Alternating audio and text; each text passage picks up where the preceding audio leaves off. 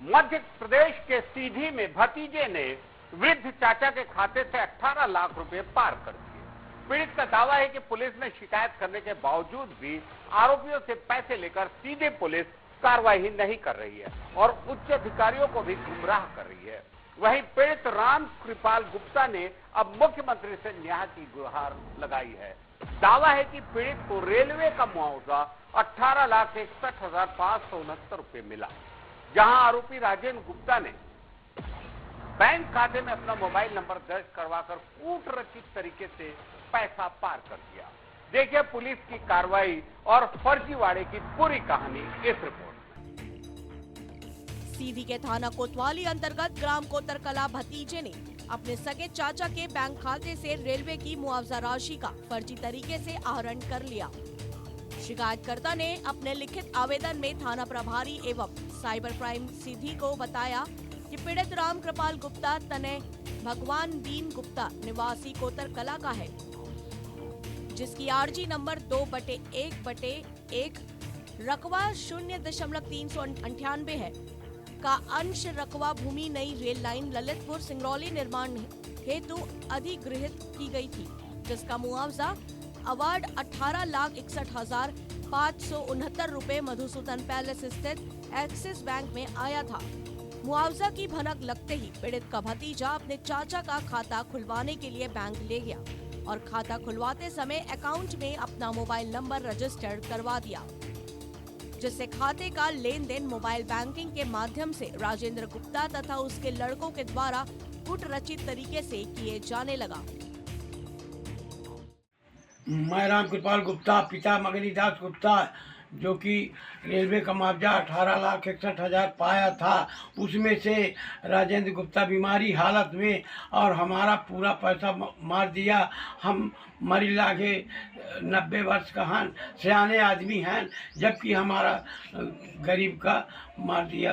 मेरा गरीब का कोई सुनवाई नहीं है और आज तक हम दाना बाहर मरी थे और हम बिटिया के घर नदी किनारे सूखा नाला के किनारे पीपर डैम थे रही थे, जिसमें कि हमारा पैसा निकाल लिया। हम यहीं बेहोश यहीं खटिया यहीं चारपाई में पड़े थे और हम परेशान हो। अब हमारी सुनवाई हो चाहिए। अंदाता नहीं को सुनाता है, कृपा करिए अंदाता हाथ जोड़।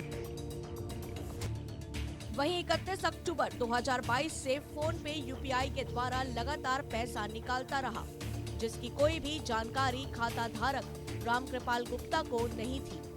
उसी दौरान राजेंद्र गुप्ता एवं उनके 2 लड़कों के द्वारा चेकबुक और एटीएम बैंक से इशू कराकर अपने कब्जे में रख लिया गया था।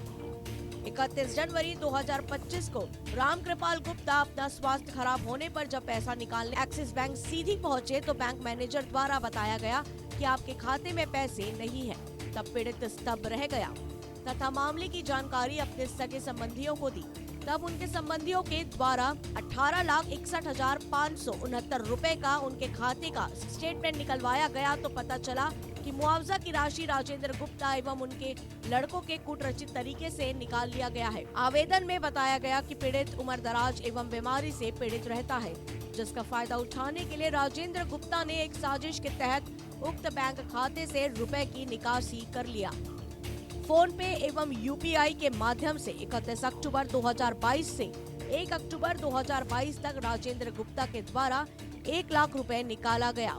फिर दिनांक 2 अक्टूबर 2022 को राजेंद्र गुप्ता ने राम कृपाल के चेक पर फर्जी साइन करके 5/5 लाख रुपए अपने दोनों लड़कों के नाम दे दिया।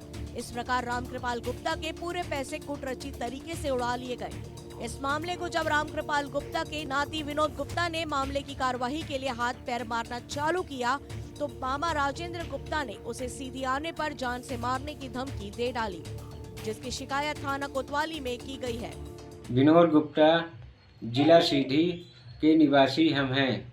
राजेंद्र गुप्ता जो कि मेरे को जान से मारने की धमकी दिया है और मेरे नाम से FIR करवाता है आदिवासी समाज के लेडीजों से और जेंट्स से, ताकि वो उसकी कार्यवाही हो, वो जेल चला जाए।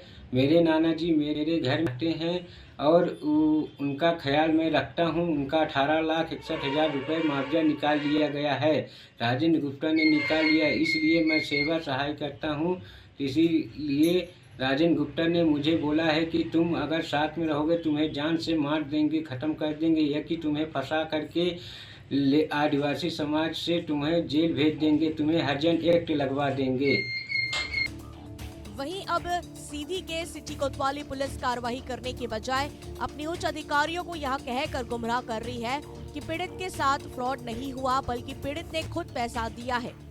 दरअसल आरोपी राजेंद्र गुप्ता तथा उसके बेटों ने पीड़ित को ले जाकर बैंक में खाता खुलवाया था और अपना मोबाइल नंबर रजिस्टर करवा दिया था। जैसे ही रेलवे का मुआवजा आया, तब आरोपियों ने कुरचित तरीके से पीड़ित को अस्पताल में ले जाकर भर्ती किए थे और चेक में अस्पताल का दस्तावेज बताकर हस्ताक्षर करवा लिए। इसके बाद बैंक में जाकर 10 लाख रुपए निकाल लिए थे। ऐसे ही करके धीरे धीरे आरोपियों ने पूरा पैसा निकाल लिया। वहीं पीड़ित रामकृपाल गुप्ता को 3 साल बाद पता चला कि उसके खाते से 18 लाख रुपए गायब है। जब स्टेटमेंट निकाला गया तब पर्दाफाश हुआ कि उसके भतीजे ने ही पूरे घटने को अंजाम दिया है। वहीं सिटी कोतवाली पुलिस पर भी आरोप है कि पैसे लेकर आरोपियों पर कार्रवाई नहीं कर रही है और पीड़ित पर फर्जी मुकदमा दर्ज करने की धमकी देती है। आरोप है कि सीधी पुलिस पैसा लेकर आरोपियों को बचाने में लगी है और डीआईजी स्तर के अधिकारियों को ही गुमराह करती है। हालांकि पूरे मामले का पर्दाफाश होना अभी बाकी है और आरोपी अपनी बचाव करते हुए रिश्वत के दम पर आजाद घूम रहे हैं। देखना ये होगा कि पीड़ित रामकृपाल गुप्ता को सीधी पुलिस कब तक न्याय दिलाती है। राजू गुप्ता, DA News+ सीधी, मध्य प्रदेश।